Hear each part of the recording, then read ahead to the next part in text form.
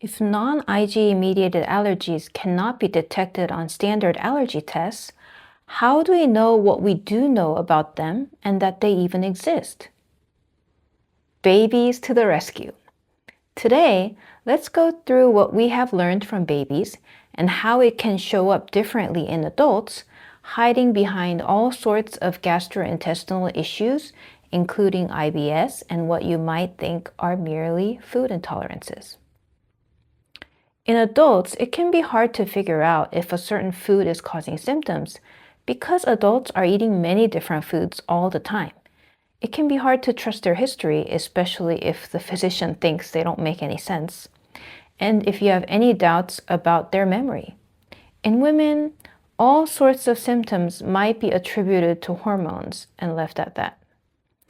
But babies? It's not a coincidence that non-IgE mediated allergies are mostly described in infants. Their lives are simple, and especially their diets are simple.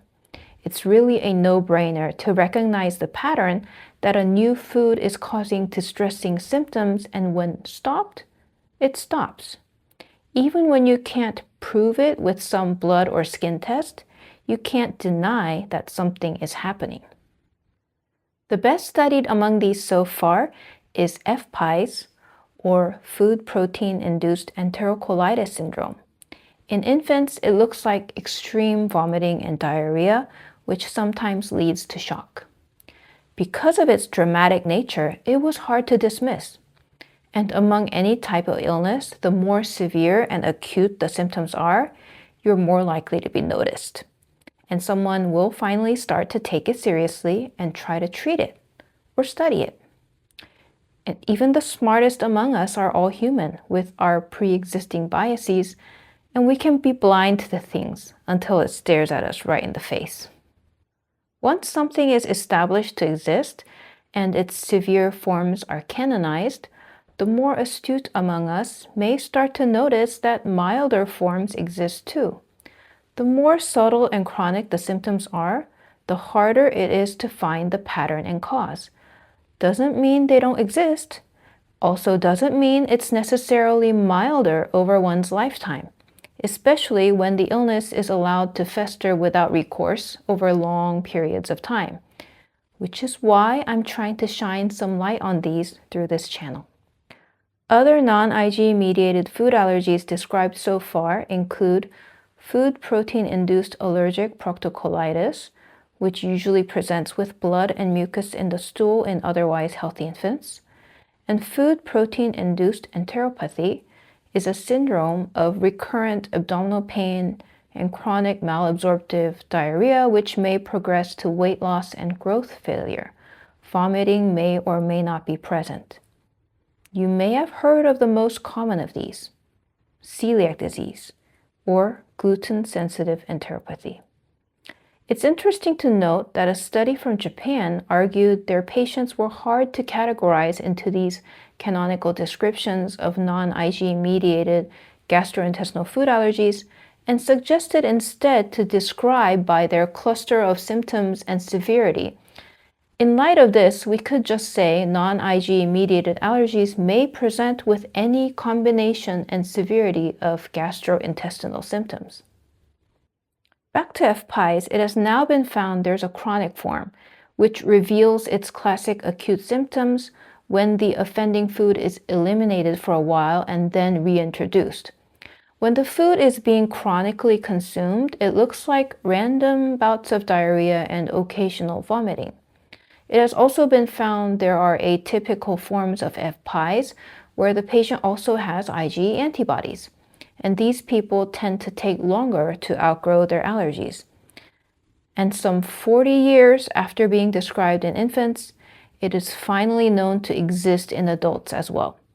They tend to have less dramatic symptoms than babies, which means it's quite likely that most cases are still unrecognized.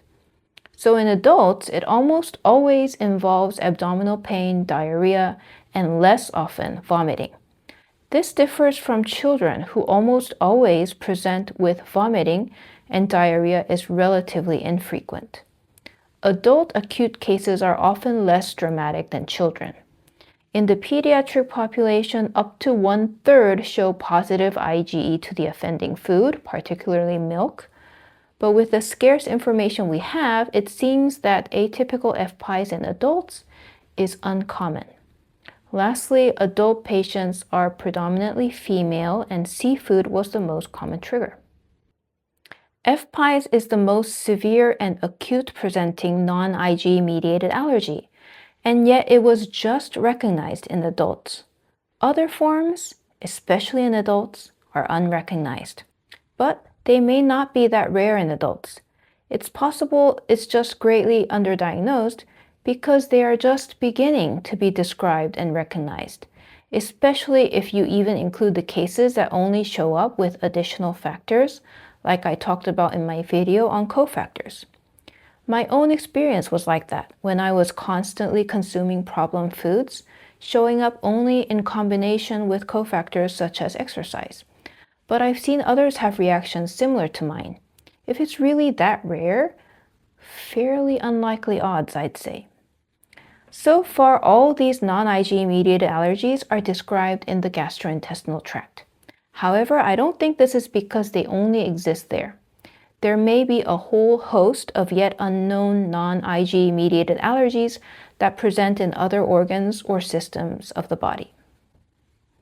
Many gastrointestinal symptoms such as vomiting, diarrhea, abdominal pain, even bloody stools could all be due to non-IgE mediated allergies. A more extensive list of possible symptoms include nausea, abdominal pain, cramps, vomiting, diarrhea, reflux that does not respond to conventional reflux medication, excessive spitting up, difficulty swallowing, irritability, sleep disturbance, early satiety, failure to thrive and/or weight loss, blood in stool, bloating, excessive gas, greasy stool, and mouth sores. Now, the thing with all these symptoms are they could be caused by many different things. As doctors would say, the list of differential diagnosis is extensive. So it's important to first consult healthcare professionals. But if you are chronically suffering from any of these symptoms and have never gotten a satisfactory answer, atypical allergies should be considered seriously. The canonical non-IgE mediated gastrointestinal food allergies described are just the tip of the iceberg, especially for many adults who may have a presentation that doesn't seem to neatly fit into those diagnostic descriptions with symptoms that are less distinct than those of infants. Some of these patients may even have been astute enough of their own body sensations to claim it was connected to some particular foods, but since they did not present with classic IgE-mediated symptoms and all their testing was negative, even endoscopies being normal, at best they would be labeled with a functional gastrointestinal disorder such as irritable bowel syndrome, as I've talked about in this previous video, or functional dyspepsia. So what does this mean for you? If you're dealing with chronic digestive issues, IBS, unexplained abdominal pain, reflux that won't quit, and you've been told everything looks normal, don't give up. The tests we typically use weren't designed to find these non-IgE allergies. We learned about these conditions by paying attention to babies, whose simple diets made the patterns impossible to ignore. As adults with complex diets and busy lives, we have to be our own detectives. Keep a food diary, notice patterns.